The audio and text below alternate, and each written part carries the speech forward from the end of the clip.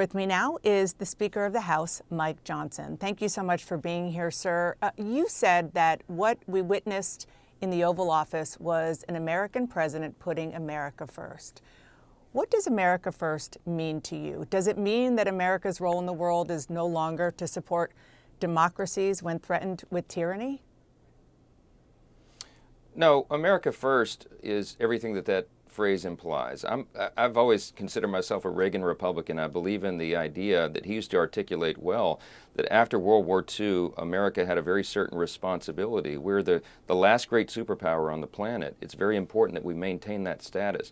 But we cannot maintain that status unless we maintain our own strength. And we achieve peace through strength. That was also a Reagan doctrine. So what President Trump is doing is restoring that principle. He is a strong hand to return to the White House at a very perilous time on the world stage. We have to bring about an end to this war in Ukraine. Putin is the aggressor. It is an unjust war. We have been crystal clear about that. But now is the time to bring it to an end. And what President Trump was trying to do in the Oval Office when Zelenskyy acted so inappropriately, in my view, was to offer them an agreement that would be a win-win-win across the board. The Mineral Rights Agreement is a fantastic solution to bring about an end to this conflict. And I would have hoped that President Zelenskyy would have understood that and showed some gratitude.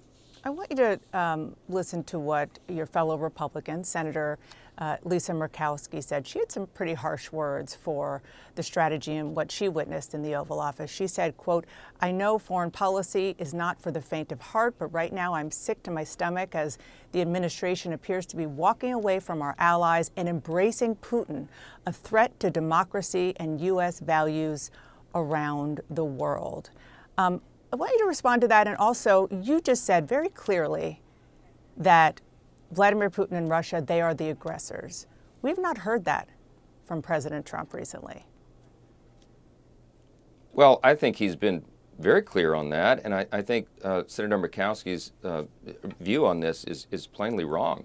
The person who walked away from the table yesterday was President Zelenskyy. I mean, look, I've been involved in a lot of bilateral meetings like this with heads of state and dignitaries. There's a certain protocol to these events, but for him to act as he did was rather shocking to everyone. I mean, President Zelenskyy, instead of showing gratitude, he interrupted and berated his hosts at a very perilous time for his country.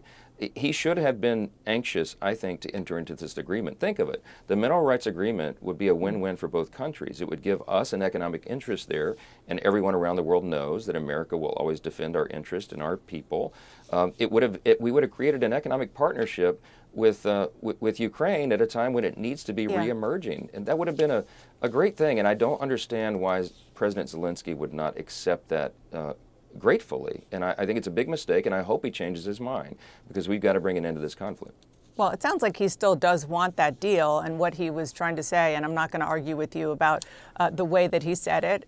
Certainly there was yelling on both sides, as anybody who watched it could see.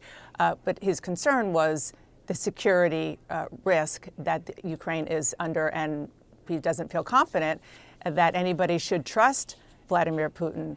Do you think that President Trump should be trusting Vladimir Putin? President Trump said very clearly, trust but verify. I mean, he is trying to be the change agent to broker a peace and an end to this conflict. And you have to have both parties at the table to do that. You have to negotiate with both parties, and there has to be a willingness on both sides to bring it to an end. Look, President Trump has shown he will not tolerate someone not fulfilling their end of a deal. And I think that this deal, the time has come. I think it's in the interest of America, of Ukraine, Russia, all of our European allies, and everyone. So I'm very hopeful, as the president has said, that President Zelenskyy will come back to the table and recognize that peace is the solution here. Less than a year ago, you risked your speakership to support more aid to Ukraine. You were pretty emotional, saying that history judges us for what we do. Now, do you think the United States should halt military assistance to Ukraine? Well, remember, as I said then and have said consistently until today, the entire point of providing the aid was to allow Ukraine to sustain itself and position them for peace negotiations. The whole idea behind it was to hold the line to eliminate the deaths of women and children and innocent people in their country until President Trump could return to the Oval Office. I was I was convinced that that was going to happen, and that he would be the one that was powerful enough, strong enough on the world stage to bring both parties to the table. That is exactly the moment that we are in now. The plan worked, but now Zelenskyy has to follow through, and the fact that he acted as he did, I think, was a great disappointment. I hope it's not the end of it. Last question on this, and then I want to turn to what's going on the Hill.